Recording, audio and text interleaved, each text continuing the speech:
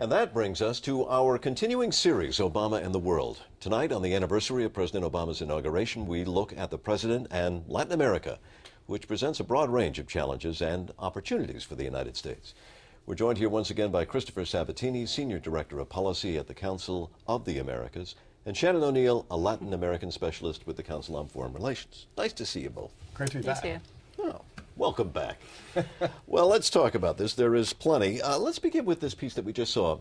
It's obviously about a natural resource, lithium. Bolivia comes to the forefront, Argentina also. Are we looking, and is the world looking at South America, Latin America, in a new way because of these resources? You know, the world's looked at Latin America for resources for decades, but we've seen, especially the last decade, countries like China, the United States, of course, other countries around the world coming to Latin America for all sorts of resources. Lithium is a big one, but we see soy, iron ore, copper, all sorts of resources. It's really a basket for the growth of the rest of the world. Is that a concern for the United States? I mean, in other words, if we see Japan, and especially if we see China coming to South America, are we not there or where we should be, perhaps? It's not a zero-sum game. After all, we trade with China as well, and we're not competing for a lot of these resources. In the end, what this demand for resources, as Shannon said, everything from iron ore to chicken parts to soy, really helps grow these economies as well.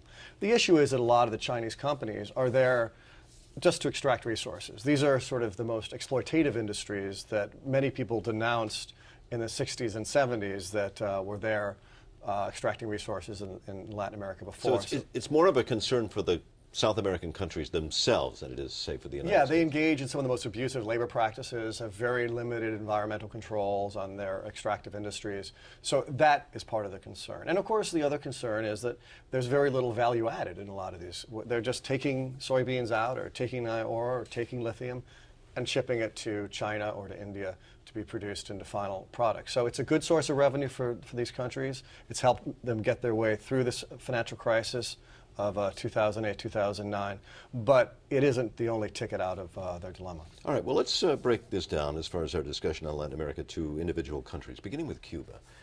At the beginning of the Obama administration, it really seemed like there was going to be a change in the U.S. policy towards Cuba.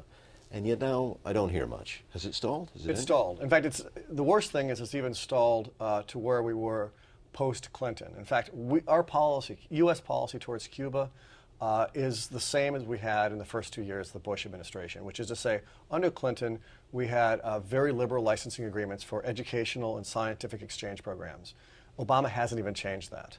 What he has done is he's lifted some of the most restrictive measures on Cuban Americans to be able to travel to the island, on remittances from Cuban Americans to their relatives on the island. But we really haven't even gone pre-Bush. But in terms of bilateral relations, there was initial level of flirtation, if you will, between the two governments. At first, Raul Castro said that he'd be willing to, everything would be on the table. But then his big brother, Fidel, came out from the hospital and rose from the hospital bed and said, no, this isn't, we aren't going to discuss political prisoners, we aren't going to discuss human rights. And at that point, things pretty much froze. There were some other marginal discussions on reestablishing male connections, but what happened in the last month with the arrest of the U.S. contractor who was delivering laptops to Cuba, who's now being charged with espionage inside Cuba, is clearly a demonstration the Cuban government is ramping up its pressure on the Obama administration to either embarrass it or to move along the policy, and I don't think that will happen. All right, well, let's move on to Venezuela. Hugo Chavez is still there, and he's still economically and militarily in power and using his influence. Has there been any change in America's policy there? Any indication that Obama plans something different? Well, we've seen Obama over the last year damp down the rhetoric from the U.S. side. So there is some interchange there, but it's no longer the vitriol we saw sometimes under the Bush administration with the Venezuelan government. I mean, that said, Hugo Chavez still needs a foil. And internationally, he looks to the United States quite often. He also looks to Colombia, his neighbor, for this foil. So we're still going to see that vitriol coming from the Venezuelan side. But on the U.S. side, we've seen some change in at least the rhetoric towards Venezuela. Speaking of Colombia being right next door, the United States expanded, I believe, its bases or wanted to increase its presence in that country. How's that going over in the rest of Latin America? You know, it's been quite difficult, actually. And when that announcement came out that the Colombians actually presented it, we saw not just Venezuela, which obviously you could imagine would be upset with it, but countries like Brazil and others in the Southern Cone quite wary about what U.S. intentions were in terms of expanding its presence. Was it really just to continue the drug war as it is, or was it for something else? And that was a worry for all of the neighbors. So we saw a bit of, it was very problematic actually for the Obama administration with countries that we're trying to form closer relationships with. And what is the concern of these nations? Is it that we're sort of falling back to the bad old days of American influence in that region? Well, I think there's a knee-jerk anti-imperialism or anti-Yankee sentiment that people like President Chavez will always play to and always score some cheap political points on. In this particular case, there really wasn't much there. It was the expansion of U.S. anti-narcotics activities in Colombia, worthy of debate, but in fact, this had been under negotiation for years. Well, let's finish on Mexico, because of course it's our closest neighbor, at least to the south. And I'm wondering, you know, President Obama went there very early on in his new administration. Where do we stand? What are we doing to assist Mexico in its terrible problem it has with the drug war?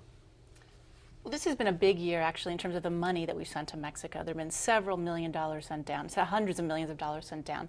But more than that, we've seen much more cooperation from the highest levels, from Obama going down there, other cabinet ministers going down to Mexico, to mid-level. We've seen much more sharing of intelligence, sharing of equipment, and even cooperation on operations. And Mexico, in the last couple of months, has been quite successful in identifying and capturing several kingpins, which has been a big part of the strategy of both the United States and Mexico down there. So this is one place where this last year we've seen a lot of cooperation and some fruition of that cooperation. Would you agree it's working? Entirely. I think this has been one of those things. It actually builds off the Bush administration's policies from a few years earlier.